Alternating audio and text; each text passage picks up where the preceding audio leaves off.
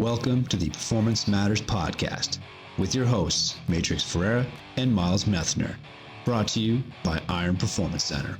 All right, everyone, we are back with the Performance Matters Podcast. Matrix, and of course, across me, Coach Miles.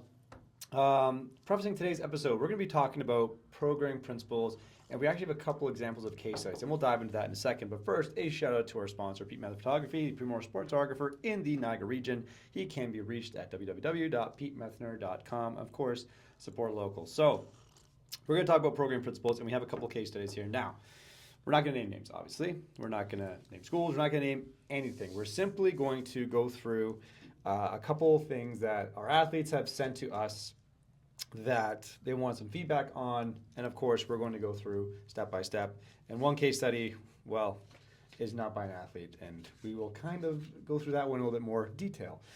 Okay, so kicking things off, looking at this particular example, again, first I want to give credit to any athlete that takes the onus upon themselves to actually sit down and try to create a program. Yeah, right? This is written by a grade 10 kid for themselves. Yeah, so kudos to them. Kudos for taking that effort. It's your first shot at it, so phenomenal job. But let's talk about some basic principles. So from what it looks like right now, without, you guys can't see what we're looking at right now, but pretty much you have your Monday, Wednesday, Friday, typical, we'll call it the bro split, right? Like your chest, shoulders, your legs, and then your back, triceps, core, whatever, biceps. And you might have like your plyometric, it looks like a plyometric or cardio day in there somewhere too. Okay, so we'll kind of go, I say we go kind of like top down on this one. So we'll kind of go general. First off, I'll give my feedback. So the bro split, I'm surprised you still have people doing the bro split that are not bodybuilders per se. But for those that don't know, the typical bro split is exactly that. Your chest and tris on day one and shoulders. You have your legs on one day. You have your back and biceps, and you might have like another day for arms and core. Pretty much you're breaking it up by single muscle groups or muscle groups that are all like, we call it antagonist. Depending. Some people will do like shoulders like chest and triceps. Those are kind of both agonist. Yeah. Some people go like chest and biceps. Yeah. So that's what this bro split is. Now, why can that work? We'll go through why it can work. The bro split can work if the frequency is pretty consistent across a week. So, for example, you're spending more time on a set of muscle groups that all do the same thing, essentially. So you're getting a lot of volume on that particular muscle group. The issue is, for most people that do or try a bro split, that's one exposure to that muscle group per week. Right, most bodybuilders are training 6 to 7 days a week. So if they're doing their chest and arm, like their chest and triceps day, they're hitting that on day one, then again on day 4. Right. So they're hitting that exposure twice. Same thing with legs, same thing with the back and biceps, right? So essentially it's like a rotational thing that does not really stop. For most people that are in the gym maybe 3 days a week, you're only getting one exposure to that muscle group every single week. And if you miss or you're sick or hurt or something comes up that gets in the way, now you're probably not going to be exposed to that stimulus for another week. Right. Even in the perfect world case scenario, if you hit every 3 sessions, like all those 3 sessions every week, religiously, never fail, still, as humans, we all have like a physical capacity. Like your gas tank is going to run out at some point. So even within that session, it's not that you're maybe not even trying as hard, but near the end, you only got so much juice left. So if you have that, say it's like people do like the push-pull legs, but they do it as like push one day, pull day 2, legs day 3, and those are the only 3 for the week. So within that push, you're probably going to have like, usually I wouldn't program more than 2 presses on a day, but you're probably going to have 3, maybe 4, because that's your only day of the week. So if I've already done my flat bench press and then my incline as an accessory, by the time I get to shoulder press, even if I have good intentions, I probably got no juice left. So what am I really getting out of that exercise? Yeah, you're not able to actually load that particular muscle group to the demand that it could probably handle because it's under fatigue. It's just this residual fatigue from doing the compound work. And you don't get to try again until next week. Yeah. So, again, can the bro split be good? Yes, but the frequency has to be there where you're hitting it probably each group twice a week, right? Hence why for most people will stick to, if you're doing a 3-day split, they'll typically be doing some form of total body work where you're hitting the different muscle groups every time in a session, but the frequency, could be 2 or 3 times in a week, and that fits their lifestyle and they're actually getting the stimulus they need, so that could be beneficial. So let's kind of go through this, I guess, day by day. So right now we have on the Monday, it's a chest, biceps, and shoulders. We're probably going to assume it's no supersets, I think. I would assume. It's not labeled. Yeah, I would assume there's no supersets. I'm assuming it's all like single series stuff here. We have bench press 4x5 and with 3 to 6 explosive reps. Then we're going into close grip bench press, 3 to 4 sets, 5 to 8 reps. Then we're going into incline dumbbell press, 3 sets of 6 to 10 reps. Then curls, 3 to 4 sets of 6 to 10 reps. Hammer curls, 3 sets of 8 to 12 reps. Isometric bench press, 10 to 20 seconds. Doesn't say how many sets. I'm going to assume just one. I guess, right? Yeah. I don't know. Standing shrugs, 3 sets, 6 to 8 reps. Lateral raises, 6 to 8 reps. Shoulder press, 6 to 8 reps. So, okay. Again, I think when you're sitting down to design this plan, you have to think of what is the intent you're trying to put behind. Like, what is the main purpose of the day? What are we trying to accomplish in this day? And then, are the exercises, the tools we're choosing, the appropriate exercise to elicit that response? And then, is the prescription with the load, the density, and the volume going to be sufficient enough? And then, if you put those exercises in a certain order, is residual fatigue from the first exercise going to kick in the second, so on, third, and so on, so on? Because a lot of exercises, they have what we call limiting factors. So, for example, if you're doing a deadlift, right, something heavy, typically people will have their hands give out first. They can't hold on to the weight. Their legs aren't like tired and fatigued because their hands are the ones giving out. So that's your limiting factors, would be your grip, right? If you're doing the back squat, for example, most people, their back can't support it, so it starts to round, their posture breaks. Although the legs could probably drive the weight up, the limiting factor is going to be their posture and their back. So same thing as we kind of go through here, like the residual fatigue, but like, and I don't understand here why we're having like curls and more curls right after. Like you're doing strict curls and hammer curls. Like, well, are hammer curls not strict? You know what I mean? So I don't really know the intent. So let's go over some of the basic programming principles. So we always will talk about we want to go from big to small, right? From the top of the workout to the bottom. So it gets a little bit fuzzy here because we have some of the big compounds, then some isolation, then back to compounds again, right? So what I mean is that, again, you guys can't see the program, but so we have bench press, two variations of bench press, and then an incline dumbbell press, right? And we have strict curls and hammer curls, only difference really being probably the hand positioning, so slightly different muscle recruitment, arguably. Then we have the isometric bench press, okay, which will probably fatigue the triceps a little bit if you're doing it right. And then it gets tough because then we go standing shrugs and lateral raises, which will tire out the shoulders, and then a shoulder press after. So now by the time I get to the shoulder press, my triceps are probably pretty cooked from the 3 presses plus the isometric bench press, and my shoulders are probably pretty cooked too from the lateral raises and shrugs. So keeping in mind, like for the most part, with most people, we always want to go first things first, from big exercises to small, right? From compound to isolation. So I think that would be probably the first kind of glaring change we could make to this Monday program. Yeah, I think just looking at this Monday program, if I had to pick, I'm okay with doing the same kind of flat bench pressing with a different grip. I would probably put the close grip closer to the end so you can go like lighter intensity, you can get the volume in if you wish. I don't know about the dumbbell press. Again, if we're doing right after bench press, that's okay. It just, again, like, at least it is a different angle. It's a different angle. Again, and then why are you putting the isometric bench press kind of like halfway down? If anything, I'd probably start with the isometric bench press. That might be a good warm-up for your bench press. And then you can do your bench press, and then maybe put the curls, as a supplement, a superset if you wanted to. And then you can go into your incline press. And then again, if you wanted to do more curls, you could. But I'd probably switch the shrugs up there instead. And then you can put your close grip bench closer to the bottom. And I don't even know. I think there's too much pressing. You gotta kind of get rid of some of this stuff. Yeah, so one thing we talk about too is complementing different angles of pressing and having a wide variety. So honestly, because we already have 2 variations of flat bench, if you went with the explosive bench, and then if you had the close grip right after, then I probably would completely get rid of the incline, and then just keep the shoulder press in there and move it up higher in the workout. So A, we're going again compound compound to isolation, and B, not that you have to stick to it, but I know Stefan from Kilo, they like that 90-degree principle, where I'm trying to cover the whole spectrum of pressing. So at least if I've done 2 flat variations already, at least the shoulder press is way away from that, right? 90 degrees, literally in this case. Yeah. To kind of get rid of some of the redundancy, maybe. And then keeping in mind too, like we always say, every exercise in the program should have a reason why, and not only the exercise selection, but the rep ranges as well. So when I see something like 4 to 5 sets of 3 to 6 explosive bench press reps at the start. Again, the way it's written, I'm assuming it's supposed to kind of potentiate for the close grip that's coming after that's a little bit heavier. I probably wouldn't do more than 3 reps in a set if I'm going to write the word explosive. So I have 3 to 6 explosive reps. I probably keep it at 3. If I'm keeping this workout how it is, right, apples to apples, I would keep that to no more than 3. And then if that's like you said, a warm up to the close grip, okay, fine.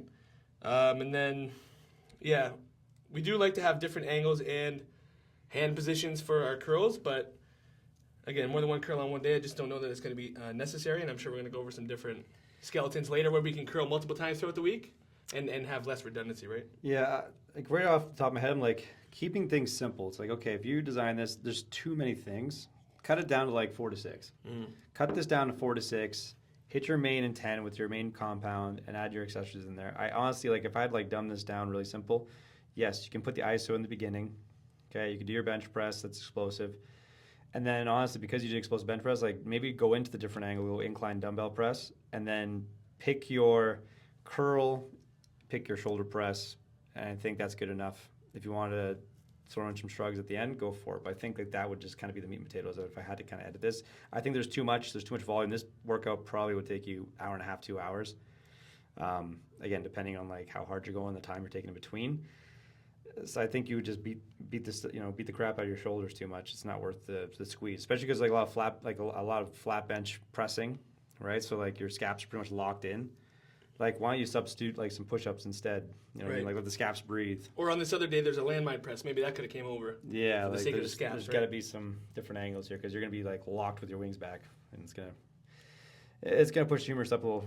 You know, over time, it's gonna kind of push your humerus up a little bit. So I think let's call that for like day one, I guess. So yeah, good attempt. I think too much volume. I think there's too many things. And too many things are the same thing. And I think the intent, by the time we get closer halfway to the end, we're just kind of beating a dead horse now. I think the fatigue's kicking in. So good effort, but too much, no order, and there's not much reason to it. It's kind of just throw every exercise you know in that group and just hope for the best. Okay, legs. So we have squats with wedge, 3 sets, 8 to 12. Seated squats, I'm guessing that's like box squats. I was thinking probably, yeah. Okay, 3 sets, 8 to 12. Weighted lunges, 2 sets, full mat. I don't know what that means. Split squat, use bar, 3 sets, 6 to 8. RDL, use bar, 3 sets, 6 to 8. Calf raises, 6 to 8. Trap bar deadlift, 3 sets, 4 to 6. Nordic hamstrings, 3 sets, 4 to 6. Again, a lot of the same things I would say from day one. There's a lot going on. And honestly, like lower body lifts, like they're more neurally demanding. You're going to be cooked. Like you're going to be, by the time you even get to RDL, you're going to be, like your back's going to be cooked. And then you still have trap bar later. And you still got trap bar later. Yeah, so back to the same principle or kind of main criteria of, again, working from big to small. So here, again, assuming it's a box squat, which I think you're right, we have 2 big lower body squat patterns, which we probably only need 1. Then we have weighted lunges and split squats, which for all intents and purposes are really not different enough to be different in this case. Then we have the RDL, which is, again, working the hamstring more so at the hip with the hip extension pattern. Then we have an isolation of calf raise. Then 3 sets of 4 to 6, so it'll probably be pretty heavy. Trap bar deadlift. And then Nordics at the end, working the knee again, but from the flexion aspect closer to the knee, right? So again, right away, not too often, maybe never, would I have a big compound squat and a trap bar deadlift in the same workout. So first thing first, I probably would pick one of those 2. So say we go with the squats with the wedge. So squats with the wedge. Then we have, take out the seated squats, because again, I don't think we need both. The split squat or the lunge, I'll probably pick one, right? Because again, it's kind of redundant, single leg unilateral squatting pattern. So let's say for now, keep the balance factor out of it. We'll go split squat. It's a little easier to balance. Okay, it says use a bar, no big deal. RDL and Nordics, again, I typically would split those up, but this is where we run into a problem. We only have one leg day throughout the week, right? So this athlete obviously feels the need to hit the knee from both ends, because when else am I going to do it?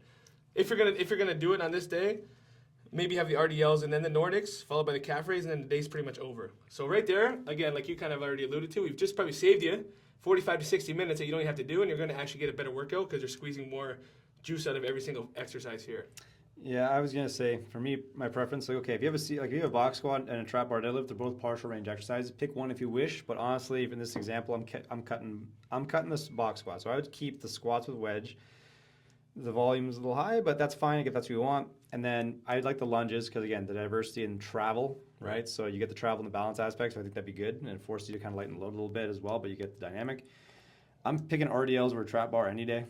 I think they're underrated. So especially when you already have a squat on this day. Yeah, so I'd keep the RDL. Calf raise, you're going to have to bump those reps up. You're going to have like super heavy on some regard because the calf is like one of the highest loading like fulcrum points. Like it's a type 2 lever that you can really load, so you need that.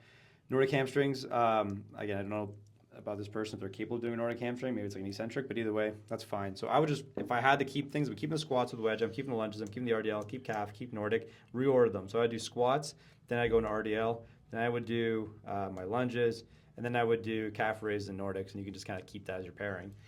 If you had to do it that way. So I'm kind of cutting the trap bar, cutting the split squat, cutting the box squat, honestly. So that 8 exercise day just became 5 exercises. Yeah. So and you're actually probably going to get more out of it. Yeah, better in 10, I would assume.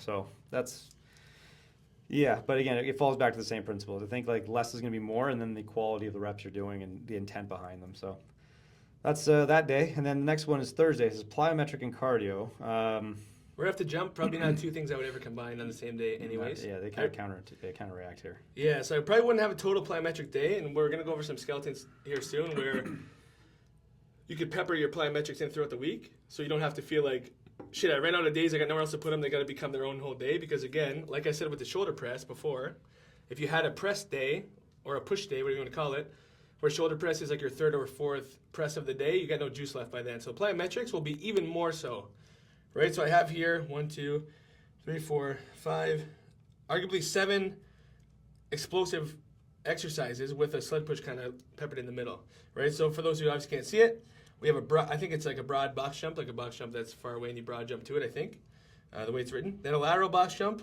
med ball 45-degree bounds, single plus double broad jump. Okay, so then we have lateral bounds, heavy sled pushes, seated med ball verts, I'm thinking that's like a rocker jump maybe, and then like a med ball toss that's rotational. Okay, so again, first thing here I see that's maybe an issue is the redundancy. So we have, like I said, a broad box jump, and then single broad jumps, and then double broad jumps. So 3 types of broad jumps in one day, right, with the volume being pretty high of each. Okay, then we have a lateral box jump. So this athlete is trying to cover all different directions. And again, this is the problem. When you only have one day to do all this stuff, you will feel like, well, shit, I really got to hit it hard and hit and leave no stone unturned because it's my only day of the week. But that's kind of the reason why we don't want to do it in this fashion where I only have one day a week. And maybe if you have 2 lower body days throughout the week, for example, you could have one day where you do your more vertical explosive stuff, and then another day where you do your more horizontal or even like side-to-side hide-in style kind of explosive stuff, right? Yeah. Again, I don't mind some of these exercises. I think there's just too much again going on one day. And then you have to think about the stimulus, like you said, high to low type thing. So I would say like the bounds would probably be like your most high CNS intensive. The broad would be, or reactive broad jumps, continuous broad jumps would be, but it's going to a box, so it takes some of the impact. I'd probably start things off with the med ball bounds if you had to keep them. Med ball bounds and lateral bounds. And it could be in a contrast pairing too if you wanted. Yeah, right? Like I would honestly, like, if I had to keep some of these exercises, I would put them on the lower day and just contrast, but totally whatever. Pick one separate broad jump. Again, if you're doing broad to box jump and then doing single plus broad jump, like the single plus broad, double broad jump is going to be more intensive. Single plus double. So I'm guessing one leg. I think it's like a single broad and then like a double broad. Okay, so it's a triple jump, I guess. I think it's 4 sets of 2 single broad jumps and then 3 sets of 3 double broads. So you're doing. Okay, that's 2. That's good. It's like 100 jumps we got going on here. Yeah, it's okay. Okay, scratch that one. Keep the broad to box jump. You get the intent, you get the landing. Lateral box jump is fine too. I don't mind the med ball 45-degree bounds. I don't. Between them and the lateral bounds, you probably just keep one or the other. Yeah, I would just get rid of the lateral bounds then. So start with your med ball 45-degree bounds, prime the system up. You could also put in the lateral box jumps to prime the system up, so all kind of same angle. But the broad box jumps would be like your big one. Sled push is heavy. It's not really plyometric or I don't know. Like it says 20 yards, so I guess that's the cardio aspect. But like it kind of doesn't really fit the theme. If anything, if you wanted to contrast, you could do like a 10-yard heavy sled push and go into a broad box jump. Yeah. The other problem here being that you see the guys in here after 20-yard sled push, they're cooked. So then we have some explosive stuff after being like a seated med ball vert, which I think is like a rocker jump. Again, you got to ask yourself, like, what am I really going to get out of that when my tank is already empty? Yeah, I would not. Anything more explosive that comes after sleds that are 20 yards heavy, your legs will be cooked. So I think that if anything, you have to finish with that. Do all your explosive stuff that requires the least amount of fatigue, so you're against the quality, right? So I would cut some of these things out. I'd cut the single double broad jump. I'd cut the lateral bounds. I would reorder the sleds. The med ball toss can be put at the beginning. It doesn't really matter. I would kind of focus on your broad box jump, and like your lateral box jump is like your two main ones for now. Your med ball 45 degree balance could prime all that up and then finish with sled. So really you can get down to 4 or 5 exercises on that if you had to keep it. But again, that's kind of making the most out of that particular day if I had to reorder it. But a different way, obviously, I would just, if you had to kind of, cook them in there, like spread some of this out onto the leg day and just use the contrast. Like you do your squats with wedge into a box jump, or you could do like your weighted lunges into, bounds if you want to. Just change the reps a little bit, RDL into a broad jump. Those contrasts can work really well, and you kind of get bang for the buck, and that also opens up another day you can do some stuff. But, okay. So I think that's that one. Last day, unless you have something to add to it, I don't know. No, I'm gonna probably circle back here at some point, but yeah, Friday's gonna be like your back, triceps, core. I'm trying to see what the triceps are in this. It says other than the landmine press, I don't really see any, but yeah, we'll go piece by piece here. So when we're looking at back training, like keeping it stupid simple, we're gonna divide it up into vertical and horizontal pulling. Horizontal. So any like lat pull down of any grip, so supinated, right, palms facing you, pronated, palms facing away, neutral grip, palms facing each other. We want to sprinkle all those in throughout the annual plan, or any of those variations in a chin up, right? Pull up, chin up, neutral grip, chin up. Those are going to be our vertical pulls. So on one singular day, guys, we probably don't need more than one of those, okay? Now, same thing with the horizontal rowing. Any type of single arm row, cable machine row, again, any of those grips where the weight or the load is coming right at you, or the handles, obviously, if it's a machine. That's going to be our horizontal rowing variations. Again, probably one of those per day is plenty, okay? Maybe two. So looking at this workout here, we start with lat pull down, 3 sets of 6 to 8, so obviously it'll be a little heavier. Then single arm dumbbell row, also 6 to 8. Then seal rows plus shrugs. So it looks like that is a superset. So seal rows mean like a prone low incline row. For those who train here, they know what we're talking about. Belly down on the bench, externally stabilized by the bench, and you're doing your rows with your dumbbells, barbells, trap bar, whatever. Looks like that's paired with like a prone dumbbell shrug. By the looks of things, 6 to 8 reps. Then we go back and do single arm rows again with the dumbbell, I assume. Then we have pal-off press, which is a little bit of anti-rotation core. Okay, so nice to see some core stuff obviously built in here. Then we go landmine press, which again, I'm assuming that's supposed to be triceps, based on the fact that, nothing else in here is really triceps. Although that would primarily probably more so be shoulders. And then finishing with a little bit more core, which would be a suitcase carry, which again will be a anti-lateral flexion, right? Almost like a walking side plank. So again, the first things first, common theme is going to be the redundancy. Okay, so I have a lat pull down. I have the seal rows. You could probably get rid of the single arm rows from there, and that's already enough back training for one day. If you hit those really friggin' hard, that's probably enough pulling for one singular session. Right? Then I kind of have the landmine press kind of sprinkled in there. It's a little bit of, it almost kind of looks like the whole week was written, and then you thought, shit, that's a good exercise. I don't know where else to put it. So I'm just going to sprinkle it in there. Right? Again, a common theme that we're seeing as well is typically we want to go within the workout, less reps at the top to more reps at the end. Okay? General. So what I mean is, we have our high output, high CNS, high stimulus stuff at the top of the workout, whether that was something like 8 sets of 3 speed bench, okay? 3 per set. High quality, low quantity per set, or something like a 5x3 heavy something, right? Where then we get into the accessories. As a general rule of thumb, the amount of reps per set in the accessory work is going to be higher than the main work, okay? Even if it was something like heavy triples on the bench, and then it's like a really heavy like strength day. So after that, I did like heavy 6s or 8s on the overhead press or something. I'm not saying it has to be high rep, but then after that, again, maybe my accessory work is like my biceps, triceps, maybe shoulders would be like 10s or higher type thing. Just general, but usually I'm going lower reps to higher. So a lot of time throughout this program, this week, what we see is kind of some like low reps, then some high reps, then some low reps again, right? We were talking about this, I think it was last week, well, different exercises like, with the people that are like, we just got to get close to failure. It doesn't matter how many reps we do. Yeah. Again, but not every exercise is created the same. So we see some things like, throughout the program, like sets of lateral raises, like sets of 6, okay? Strict curls, sets of 6. And then kind of like back on this day now, so we have sets of 8, lat pull down, single arm row, then like sets of only 4 on the shrug and the seal row, and then back to 8s again, and then back down to 6. Like it's kind of waving maybe in the wrong direction. So those are some things that are kind of jumping off the page.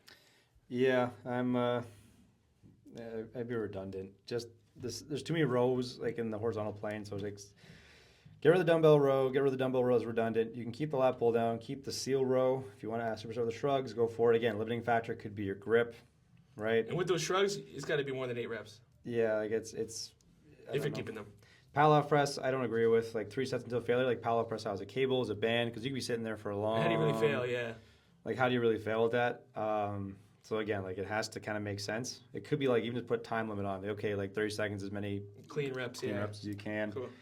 Suitcase carries, 6 carries, 3 each side. I'm guessing there's a distance or there's a time on there, but I think it's full mat. Maybe this facility has like a mat. Maybe that's what that meant. I don't know. Okay, okay. So that goes back to the weighted lunge is full mat. So yeah, maybe that's why it's full distance. Down and back, we might call it, whatever. Yeah, okay. Or yards. Sure. I don't mind the carries. Again, it's like if you're gonna call it like a triceps day and have it like one landmine press, and then have a core day and have like a pallet press and a suitcase carry.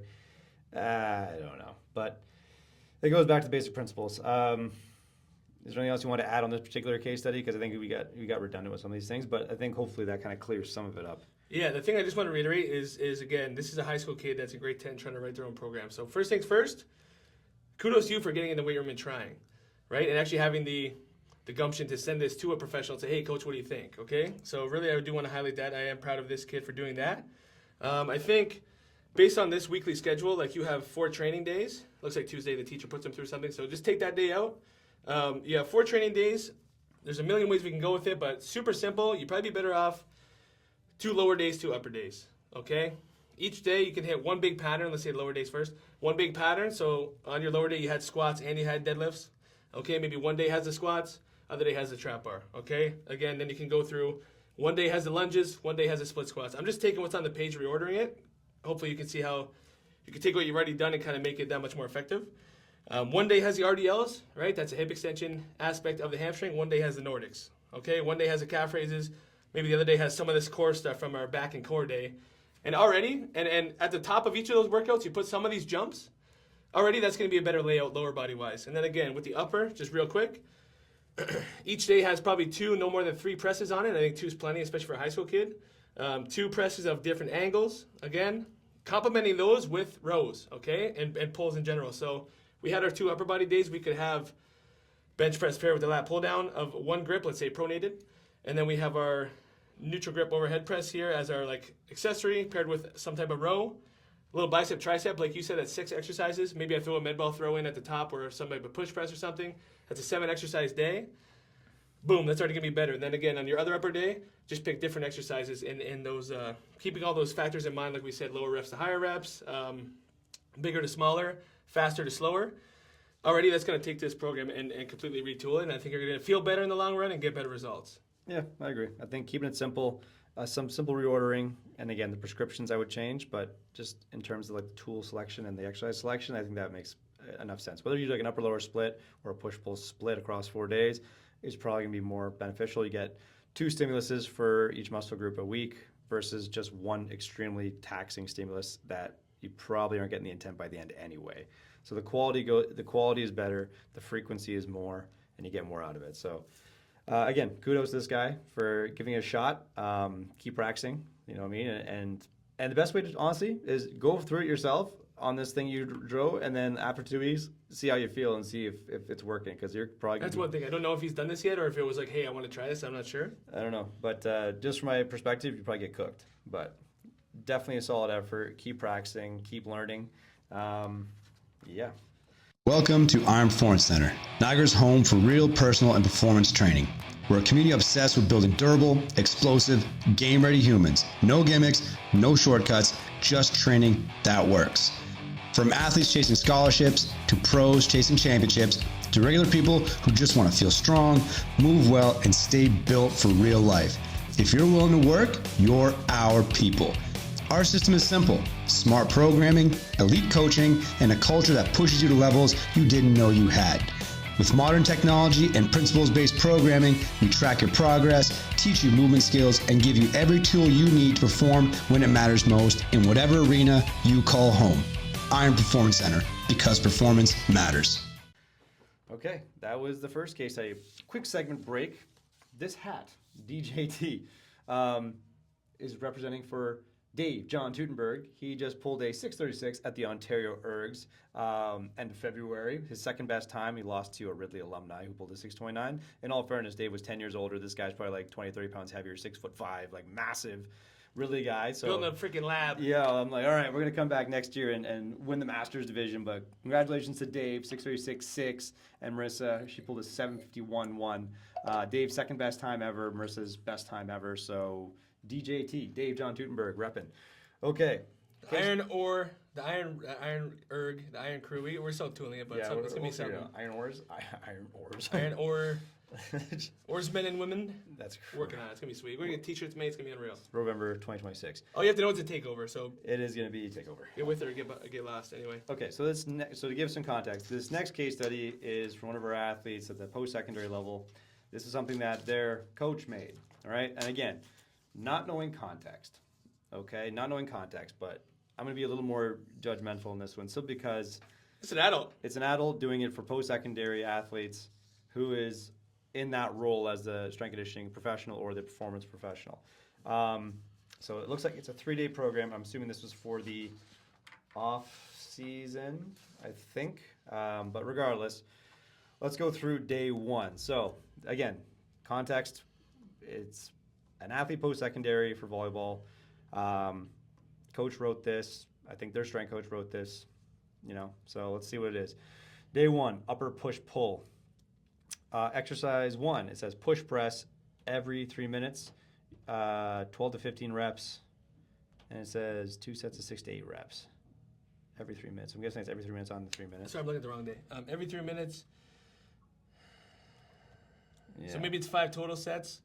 So it's like a paler almost, like 12 to 15 on the first 3, 6 to 8 on the other 2. Okay, so you're doing essentially 5 sets of push press. Your first 3 sets are 12 to 15 reps. Your last 2 sets are 6 to 8 reps. I probably only have one nice thing to say about this whole program, so I'm going to say it now if that's cool. Go ahead.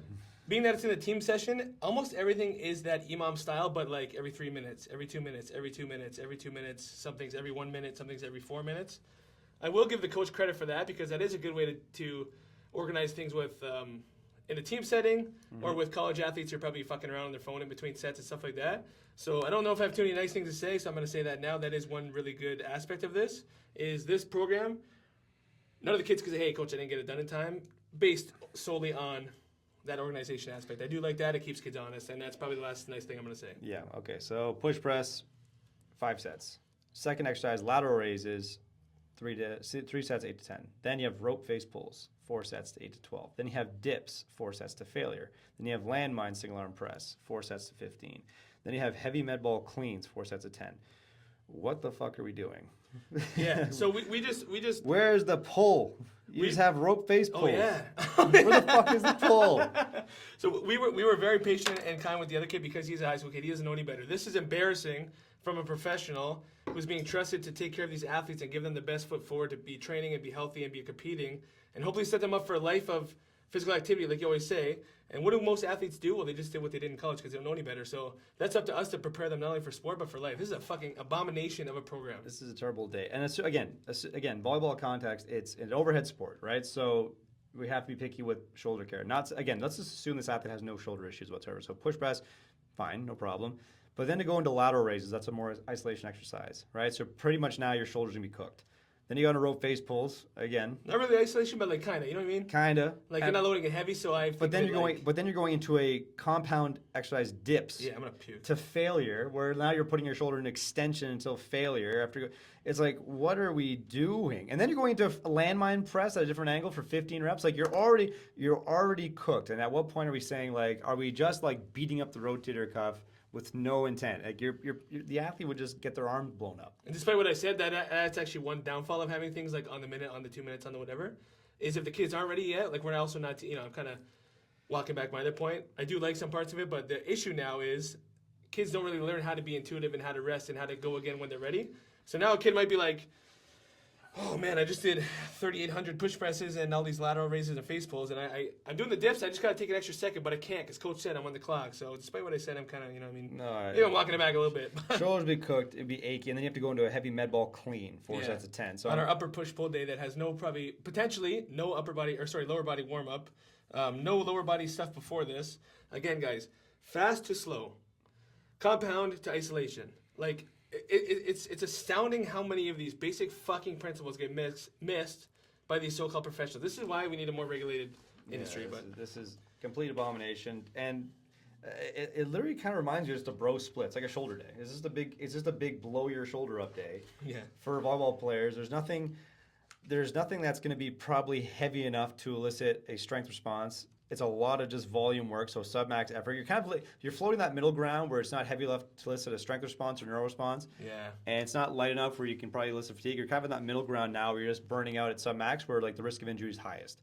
So it's like, what are we doing? And then you're putting him into shoulder flexion and directly into shoulder extensions. 2 compound shoulder exercises from different angles. One's going to failure. It's like, there's certain things about arm care for overhead athletes you have to consider, and the order of exercise makes no sense. You're doing isolation exercise in between a shoulder extension to failure. That's just going to cook them out. So how the hell are they going to fucking support their body weight? Like their rotator cuff is going to take a fucking beating. This is not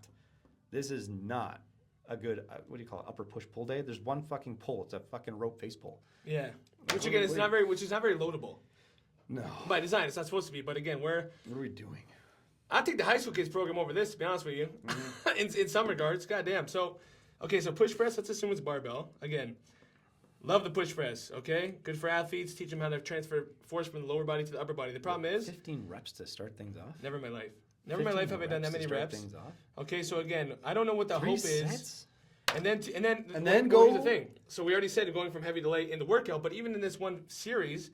You're going from light to heavy. You're doing a burner with 3 sets of 12 to 15. I don't care who you are. You're going to feel a pump after. If you don't, you probably don't have enough weight on type thing. And then you're going 2 heavier sets of 6 to 8. Absolute joke. Okay, and then it's one thing to do like a descending rep scheme where you're slowly building. Okay, this is not a descending rep scheme. Going from 12s down to 6s, it's not the point. Then we're going 2 isolation exercises. Okay, then back to a compound. Again, this is like just freaking strength and conditioning 101. Trainer 101, like... Then you get the landmine 1-arm press. Again, 4 sets 12 to 15. I'm assuming that's per side. At what point are we just like, we're beating a dead horse now? And again, if you look throughout the week, because again, this is what we say, guys, too. We don't write a workout, we write a program. So everything we're looking at, how does this fit into the week? So typically we want to attack the shoulder from 2 or 3 different directions, meaning some scapular work, which would be the face pulls. Okay, it's in the wrong spot, but face pulls. Where's the direct rotator cuff stuff? You mentioned the rotator cuff being important. Not once in here is it addressed. Okay, because we're too busy doing nonsense.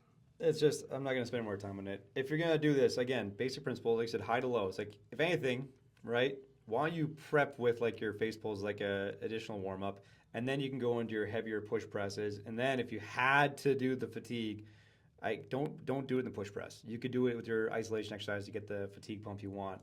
And honestly, just don't put the dips and the push press in the same day. It's just not going to work for you. Like if you're going to failure, not like this anyway. It's not going to work like that to failure. Yeah, definitely not right? like this. Like it's not. The juice is not worth the squeeze, especially for overhead swinging athletes. So that's an abomination. I've always liked how Stefan keeps it like dips is like a main exercise. It's not an accessory. It's not a C block friggin' tricep thing. It's loadable. It's heavy. This is an abomination. I'm not going to spend any more time on that day. Heavy med ball cleans at the end. I would not do that. And set to 10. What are we doing? I would not do it. There's probably like 2 or 3 exercises I would keep on that if I had to do on that day, and then it has to be reordered. The reps have to be done. Prescription's terrible. Scratch that. Be better. Okay, day 2. Day 2. Sorry to cut you off. I think day 2 is worse. Great. Day 2, lower pull. First one. Yeah, read it out first. Yeah. Deadlift. 3 sets of 12 to 15. Again, every 3 minutes, whatever. 3 sets, 12 to 15 into max effort jumps. What the fuck are we doing? How are we going to go into a max effort jump after doing 12 to 15 back blowing deadlifts? That's not potentiating anymore. Like you're not potentiating when you're under fatigue. How can you? That is contradictory. So again, guys, one thing we were talking about with the last athlete about using post-activation potentiation a couple times, he could have done the med ball lateral jumps with the bodyweight lateral jumps. We talked about that. We talked about maybe pairing his squats with some of his jumps. Okay, that's post-activation potentiation. But typically, the key factor is that the first exercise in that 2-part complex is supposed to enhance the other one. Okay, so typically you'll do something heavy-ish, whether that's a lift. Okay, let's say it's something like a squat into a vertical jump. Let's say it's a sled push into a sprint. Let's say it's a bench press into a throw. That strength thing could also be an overcoming asymmetric, which we talked about before. You can get creative. You can do a tire flip into a broad jump, okay? But the point is that first heavy thing cannot take away from the second thing. It needs to enhance it. So typically, I like, you could say like 2 to 3 reps. Another thing I like from Joe DeFranco, pretty simple. The first exercise can't take more than 10 seconds, okay? Because again, if you know anything about energy systems, which this coach obviously has never read a textbook in their life, up to around 15 seconds, that's that creatine phosphate system. Okay, so you're already getting out of it by doing 12 to 15 reps. I don't want to do 12 to 15 deadlifts ever, me personally. Okay, but especially then you're gonna go to max effort jump, which also has no rep prescription. It doesn't even say how many am I doing? 138. How many am I doing? It doesn't matter. Unbelievable. The whole point is not all exercises are created equal. Okay, deadlifts are extremely neurally demanding. They're also extremely taxing lower back, and to do 12 to 15 reps, and then hopefully and to assume that'll potentiate a max effort jump in any regard is completely foolish. It does not work that way. Again, if you had to keep those three as a that as a pairing, again, keep it like 2 to 3 reps, like 80-85%, where you're not missing, right? Like you probably have 3 or 4 reps left in the tank, but you could hold position, you could push into the ground hard, and then go into like 1 to 3 max effort jumps. And you could probably do like 4 sets of that, 5 sets of that, right? Yeah. You're getting. This could have been so good, eh? It could have been better, and they fucking fumbled I wouldn't even say the 1 yard line. They fumbled it back at the half. Yeah, like. Okay, next exercise. Dumbbell RDL, again, every 2 minutes, into a single leg RDL. Well, there's no reps or sets prescribed. It just says do dumbbell RDLs into single leg RDLs, no prescription involved. So, number one, I can't even judge you, although I'm judging you, because you can't even fucking put the basics on there. So your athletes don't even know what they're doing or how much they're doing, so you're not good.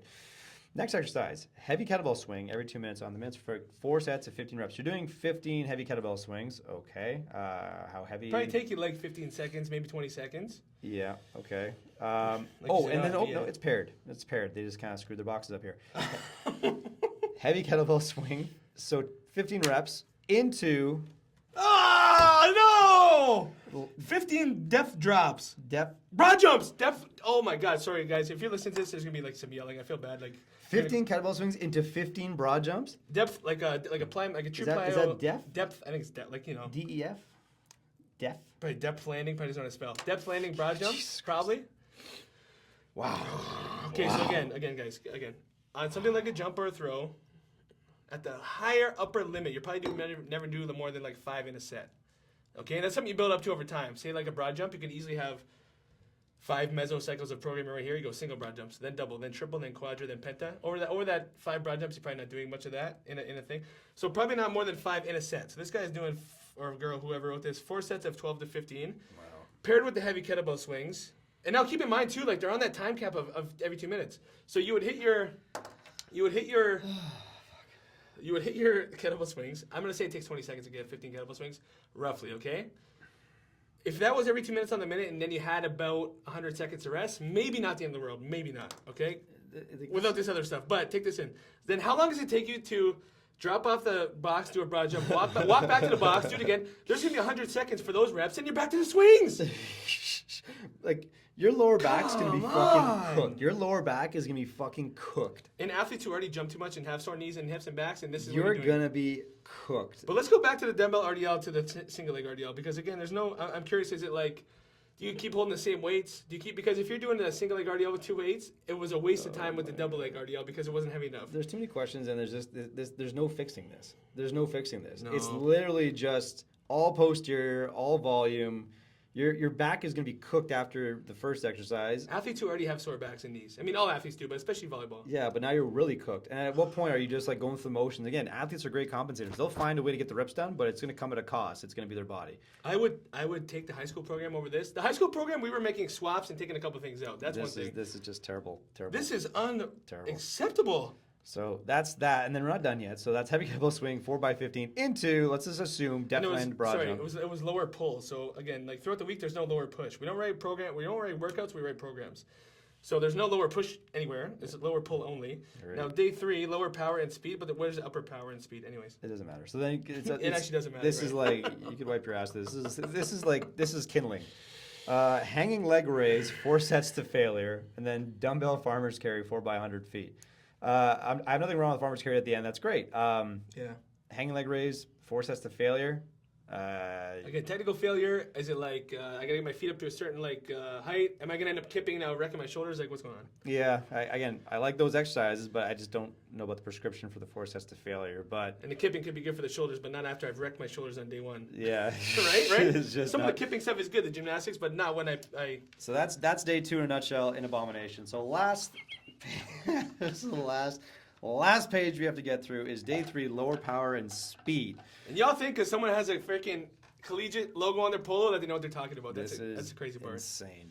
Ask better questions. The nice part is the funny thing is our athletes send this to us knowing that this is an abomination. They send it like, I'm not doing that. I'm like, I can see why. Because that's the nice part is I'd like to assume that they've been with us for a certain amount of time. They've learned. They We understand. pride ourselves on educating. We pride ourselves in educating that they understand principles. They can ask better questions, right? So if the coach sends them this, be like, well, exactly what am I trying to get out of this? What am I doing here, right? Like walk me through this so I don't blow myself up. Because again, if you're not making them better, don't make them worse. And this would make them worse. So again, big shout out to my athlete that sent me this because they know better. So very proud of you. Starting things off, squat. Didn't specify what kind. Squat 3x5 and then 2x3. Okay, so you have 3 sets of 5 and then 2 sets of 1 to 3. Okay, I don't hate that. Yeah, this is I kind of misspoke on the push press. What I meant was like if I go like here 5-5-5-3-3. That's something I probably would write. That's like a Paler system. I would write that on a program. Yeah, the issue with the push press, it was like sets of 15 and then 6s. That didn't make sense. Yeah. But this, at least the 5s and 3s are in the same neighborhood, guys. It makes more sense. Yeah, okay, so I'm not going to hate that one. Maybe so the first check mark on the whole goddamn thing. There you go. Squat 3x5 and then 2 sets of, let's say, 3. Not terrible. I like that. Bulgarian split squats, 4 sets of 12 to 15. Okay. It's probably per leg, we're assuming. But hey, how do we know? Okay. But then we go into sprints. Sprints and jumps. Sprints. Sorry, and 4 types of sprints and jumps if you read, yeah. 10-step sprints, 4 sets, does not say the distance. Then we Or, go... again, am I doing 10 steps and seeing how far I get? Is that the fucking... You know what I mean? Because then we just got kids overstriding, but let's go. Now, yeah. Is it bounding? Like, what are we doing here? Because kids want to compete, so they're just going to be reaching and blowing their hamstrings. So sprints, 4 sets. You have box jumps, 4x15. 1 leg broad jump, 1 leg broad 3 jumps. You're doing triple jump, I guess. You're doing 10 triple jumps on each leg. 10. Well, but 10. so 4 sets of 10. 4 sets, so 120. 120 jumps on each leg. How often you doing it, coach? Every 3 goddamn minutes. And then lateral skater jumps, 10 on each leg every 2 minutes, 4 sets. You know, you had me in the first. Hey, there's a glimmer, and then you just fucking shot it. That squat, though, eh? That squat was the only good thing on this program was the squat. Everything after that's an abomination. Again, basic principles. You're going into your pre-fatiguing. You have Bulgarian split squats, 12 to 15. Again, I'm okay with it, just depending on the context. But then what I'm not okay with is you're putting your sprints, your jumps, your triple jumps, and your skater jumps at the end after you've done this pre-fatiguing shit on your quad and your knee. Right. And then if I'm going to criticize even more, 10-step sprints, assuming it's like how far you can get in 10 steps, you're fucking up their stride. Box jumps, you're doing 12 to 15 Because athletes want jumps. to compete. You're doing 12 to 15 box jumps. No, not necessarily because now you're just hitting fatigue. You're not getting height anymore. You're compensating. No more than 5, I already told you guys. 1 leg broad triple jumps, you're cooked. Not a fucking chance. Your knees gonna be beat up. Your legs gonna be beat up. You're gonna fucking eventually get hurt doing that. 10 triple broad jumps on each leg is fucked per set. Then you have 4 lateral. sets, so it's 120 each. Yeah, Okay. then you're going lateral skate jumps, 10 each leg. Again, you're no longer covering distance. You're no longer fast. You're fatigued, and now you're prone to injury. This makes no fucking sense. Okay, I have nothing else to say on this shit. This is an abomination. The other program was kind of fixable. This is not fixable. No, And again, guys, this is why. Yeah, I wouldn't do that. That's fucking nonsense. This is why a couple things. This is why education is important. It's not the only thing, but it's a bare bones minimum. Okay. Kids out there are hiring coaches that don't know the difference between a fucking bicep and a tricep. For God's sake, they don't know the difference between if they're coming or going. This is fucked. Guys, you need a base level of education. If you, young athlete out there, and even non-athlete, Gen Pop, anybody, bare bones minimum, you want to hire somebody to put your health in their hands, or your performance in this case, or obviously both, some level of formal education, okay? College diploma, university degree, something. Then you should be able to say, what is your track record of continuing education that shows me that you keep trying to sharpen your sword and sharpen your axe and get better? Then you should say, what is your personal training philosophy, and what is your track record of actually getting people better? Okay, those should be like the 4 main, just bare bones, basic questions before we go anywhere. And coaches out there, we need to demand more from ourselves and each other, because this is why nobody takes us fucking serious in this industry, because we have shit like this out there. This is exactly why. Yeah, like this is. I don't know where. Like, I'm not gonna. There's nowhere else I can go with this. It's literally just the basic principles that were taught in university. Like, again, university is just a lot of theory, but at least there's some talk on basic training principles, like the basic principles, right? We got interns writing programs 300 times better than this. Yeah, this is, and this is in charge of post-secondary athletes. Right. Like, that's insane to me. Like, whose buddy are they? Whose golf buddy are they? Whose drinking buddy are they to get this? But again, kudos to my athlete for like knowing better and being like, I'm not doing that. Good call, because they probably saw that and like, that does not make sense. And when my athletes know that doesn't make sense, we taught them well. They can look at this and be like, Yeah, that's a I'm point of skeptical for sure. Great. Like, yes, be skeptical. Ask questions of your coach. If your coaches don't know the answer, right, or they don't admit the answer, run, right? Like, they should be able to rationalize their program. They should be able to stand behind their work. Sign your name to it. Stand behind your work, right? Just like we talked about to our high school kids when they come in for their presentations or their lectures, like, hey, we take this as a personal responsibility. We design something. I'm sending my name to somebody. I'm putting my work and my credentials on the line to get them where they have to get to, and as good as they can be. Like I said, if you're not gonna make them any better, don't make them worse. And this program is dangerous for a post-secondary volleyball athlete. This makes no sense. You're missing a lot of boxes, a lot of things not accounted for. You're literally just breaking the funny thing is, the three biggest things of injury for these volleyball athletes can be their backs, their shoulders, and their knees. And ironically, it's almost like every day is dedicated just fucking one of those things. Making those things worse. Yeah, day 1, you're fucking up the rotator cuff. Day 2, you're fucking up their back. Day 3, you're gonna fuck up their knees. You literally just fuck their shit up. Every day is a fuck up on one of the major hot spots. Just terrible prescription. All athletes, but especially volleyball, man. Just terrible prescription. Wow. Okay. And the more glaring issue is that there are a lot of athletes out there who don't know any better, and a lot of those who want to be, I think P2P would call it, good soldiers. So they just, yes, coach, they fall in line, and they do what they're told, right? Because they don't know how to advocate for themselves, and maybe they don't know any better, right? So that's why we're continually trying to educate through the podcast, through maybe Instagram posts, through all this type of things, right? Through our blogs, guys, because this is unacceptable on all fronts. Terrible. Athletes, this is unacceptable for you to accept this, but some of you guys don't know any better, right? Coaches, this is absolutely embarrassing. You do not deserve to call yourself a coach. A coach is a term of endearment. It's not. It's. Mike Craig always says it, right? It's not a hobby. It's not a hobby. It's a lifestyle, guys. So listen, you do not deserve to call yourself coach if this is what you're going to deliver to any client, athlete, non-athlete, doesn't matter. Embarrassing. Yeah, absolutely embarrassing. It's because the guy or girl, whoever wrote this, it's because of what, delivered weights once. Like, hey, I brushed my teeth once too. I'm a coach. Am I a dentist? Yeah, I drive a car. Am I an F1 driver? Like, listen. Man. Either way, there's. I'd be like, coach, jump in on this with me. Yo. Let's go toe to toe with this. Let's see how we can do. I would, but I got. It's like, no, I'm not. No, I got some nagging injuries creeping up. The coach said, "Yeah, fuck, I wonder why." We'll wrap it up with this, okay? High school kid, I'm proud of you. Yeah, big kudos to the high school guy for taking a shot at it. Phenomenal. Keep learning, keep growing. The coach that wrote this, be better or pick a different career choice. Don't quit your day job. Don't quit your day job. Good Lord. And to all athletes, ask better questions, right? And take pride. Like, if you're entrusting someone with your performance or your health, ask better questions, because that's a responsibility that we don't take lightly. And I would hope that others don't take lightly either. So if you guys have any questions, or you guys want your own programs evaluated, send us an email, info@armedforce.ca, and we'll take a look. We have no problem. We'll be nice. Unless it's someone else you trusted to write it, then we might actually be a little more skeptical and a little more, critical. But we'd love to hear from you. If you want us to do this again, let us know. We will hammer some more out. We have a lot of case studies, so I'm sure. It was kind of fun. Yeah, it was kind of fun. I mean, I'm getting a little fired up, but that's fun. Otherwise, Performance Matters Podcast. We're on Apple. We're on Spotify. We are on YouTube. Make sure you like and subscribe. And of course, share with your friends. We have rants going out every week on a whole bunch of different topics. We're kicking things off. It's March. For all of our athletes out there, right? Our Summer Forwards package, you guys have got the invitations, got the emails. For our club volleyball athletes, Rapids, and NVC, you guys have also got the emails coming up for our summer performance packages. So take a look at your emails, check your junk, check your spam. You never know what's in there. And of course, we're excited for a very busy summer, and of course, getting athletes right after the season. So any questions, anyone, you know where to find us. Until next time, peace. Peace.